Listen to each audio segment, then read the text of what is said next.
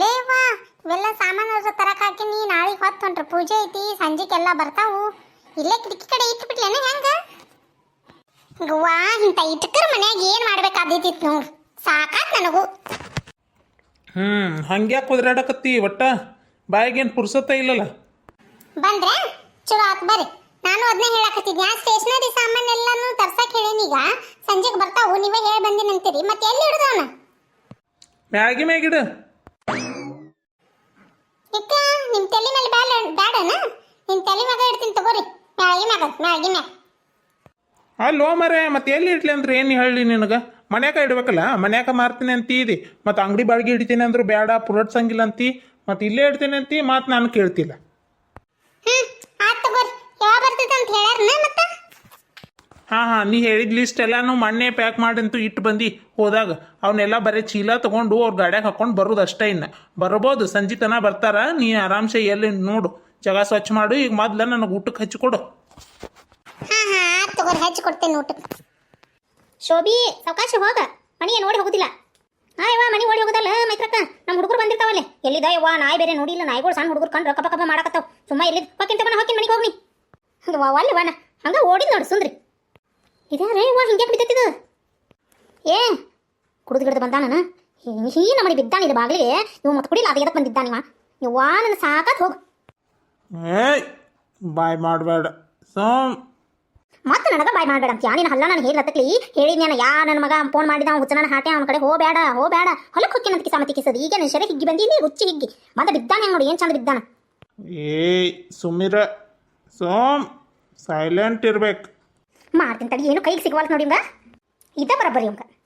ಏ ನೋಡಿಲ್ಲ ನಿನ್ನ ಇವತ್ತು ಸಂಹಾರನ ಮಾಡ್ತೀನಿ ಇವತ್ತು ನಿನ್ನ. ಇದೇನೋ ಮಾರಾಯಣ, ಚಾಕುನ ಹಿಡ್ಕೊಂಬಂದಿಯಲ್ಲ ಒಳ್ಳೆ.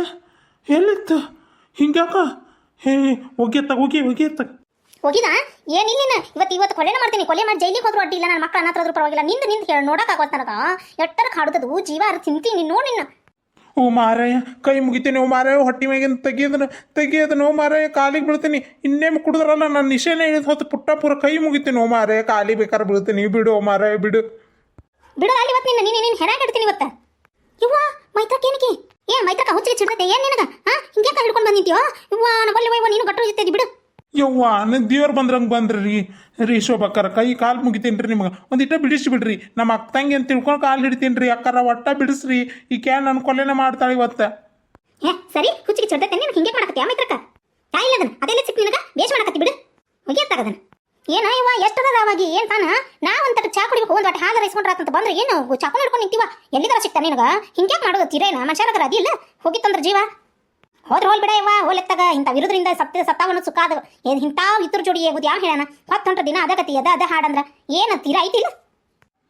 ಯಪ್ಪ ಮಾರಯ್ಯ, ಜೀವ ಬಾಯಿಗೆ ಬಂದಿತ್ತು ನೋಡು. ಬದುಕ್ತು ಬಡ ಜೀವ.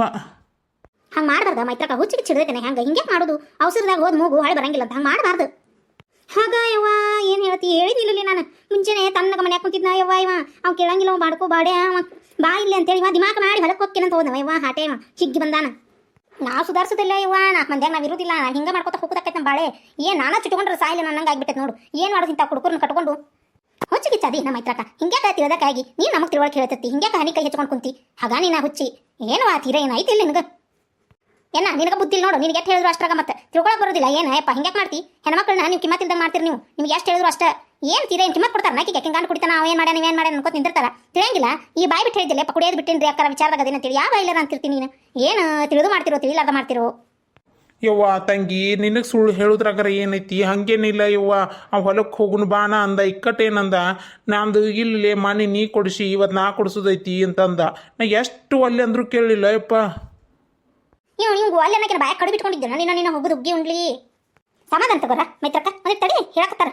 ಅದನ್ನ ಹೇಳೋದು ಏನು ಕೇಳೋದು? ಕೇಳ್ಯಾರ ಏನು ಉಪಯೋಗ ಐತಿ? ಹೇಳಿದವ್ರ ಮಾತು ಕೇಳಿದ್ರ ಸುಖ ಅಲ್ಲ. 2 ದಿನ ಬಿಟ್ಟಿದ್ದನ ಇನ್ನು 8 ದಿನ ಹಿಗ್ಗುತ್ತಾ ನೀನು ಹುಚ್ಚಿ. ಇಲ್ರಿ ಅಕ್ಕಾರ, ನಿಮ್ಮ ಮುಂದೆ ಹೇಳಾಕರ ಏನೈತಿ?